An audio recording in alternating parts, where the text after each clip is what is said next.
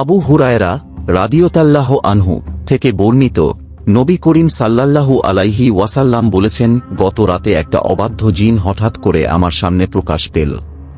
যখন আমাদের নবী নামাজে রাবি বলেন, তখন অবাধ্য জিনও অনুরূপ কোন কথা বলেছেন, যাতে করে সালাতে বাধা সৃষ্টি করা যায়।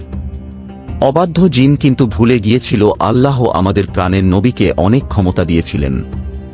যাই হোক, নবী তার সাহাবীদের বলছেন, আমি ইচ্ছা করেছিলাম যে তাকে মসজিদের খুঁটির সাথে বেঁধে রাখি, যাতে ভোরবেলা তোমরা সবাই তাকে দেখতে পাও।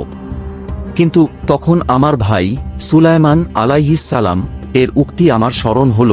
সে বলেছিল, হে রব, আমাকে দান করো এমন রাজত্ব যার অধিকারী আমার পরে কেউ না হয়।